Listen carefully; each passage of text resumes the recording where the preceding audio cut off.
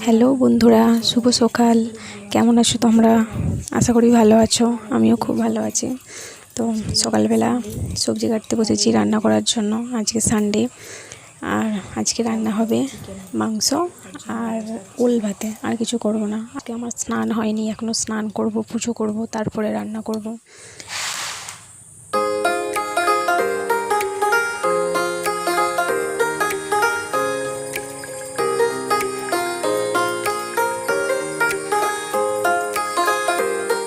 পৃথিবীতে সকলের কাছে তুমি ভালো হওয়ার চেষ্টা করো না, চাইলেও এই পৃথিবী সকলের কাছে ভালো হতে পারবে না।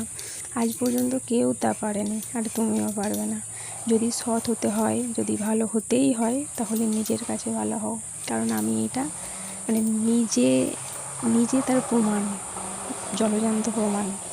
এটা হয়ে গেছে, তাই ভাবলাম যে স্নান করার আগে মাংসটা ম্যারিনেট করে রেখে যায়। তার জন্য হলুদ গুঁড়ো, লঙ্কা গুঁড়ো, নুন, টক দই, আর কি দিয়েছিলাম, জিরে গুঁড়ো বললাম কি, জিরে গুঁড়ো দিয়েছি, হ্যাঁ। আর কিছুটা সরষের তেল দিয়ে মাখিয়ে রেখে গেছিলাম প্রায় 1-1.5 ঘন্টা আগে।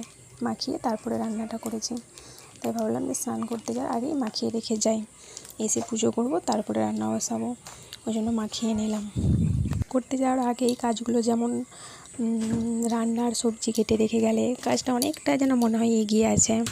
এমনকি চাল ধুয়ে রেডি করে রেখে গেলে আমি এইগুলো করার চেষ্টা করি, আর তাহলে মনে হয় কি রান্নাটা টপ করে বসানো যায়। ওই জন্যই ভাতের চালটাও আমি জল দিয়ে ভিজিয়ে রেখে গেছিলাম, আর চালটা ভিজিয়ে রাখলে না ভাতটা তাড়াতাড়ি হয়ে যায়। পরের কাজগুলো করিনি, তারপর ক্যামেরার সামনে আসছি আমি।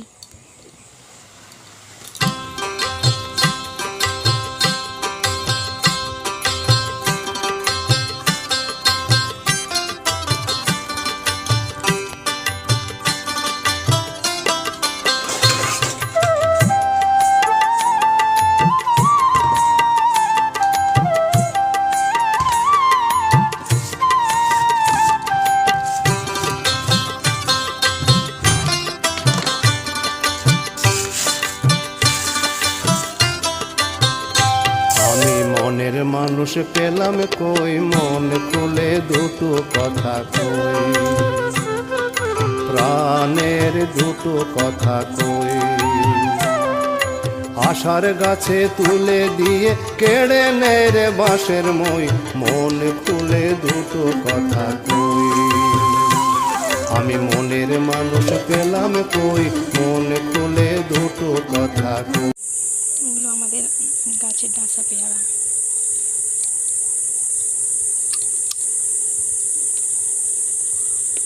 মিষ্টি আছে,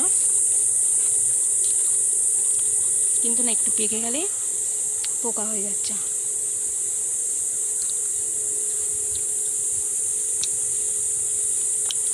ভাত খাওয়া হয়ে গেছে। আজকে রান্না হয়েছিল ওল ভাতে আর মাংস। দেরি হয়ে গেছিলো রান্না করতে, ওই জন্য আর শেয়ার করিনি। আর রান্না করার সময় আমার মেয়ে বাকুলে পড়ে গিয়ে পায়ের হাঁটু ছড়ে ফেলেছিল, কান্নাকাটি করছিল, ওই জন্য ক্যামেরা অন করিনি। খাওয়া দাওয়া করে বসে বসে পেয়ারা খাচ্ছিলাম, ভাবলাম যে একবার আসি। তুমি বোধহয় আমাদের কাছে পেয়ারাই প্রথম খাচ্ছ আজকে।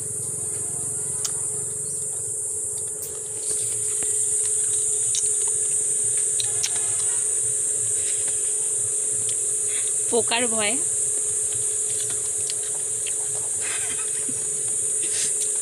ইশারা করে দেখাচ্ছি, আমাকে যেন দেখাওনি।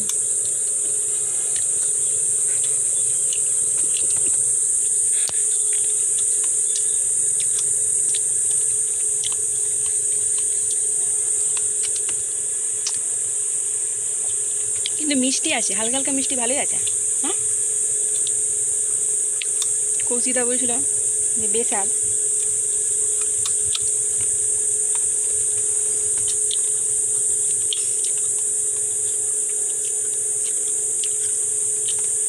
বেশ হালকা হালকা মেঘলা হাওয়া দিচ্ছে, খুব সুন্দর লাগছে। এমনিতেও আমাদের এখানটা চারিদিকে গাছ, তো এখানটা পায়রাটা বসে থাকলে ভালোই লাগে।